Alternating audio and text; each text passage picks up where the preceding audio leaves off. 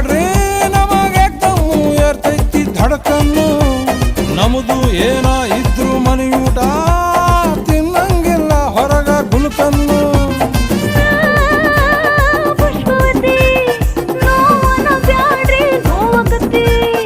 S ಅಂದ್ರು ತ್ರಾಸ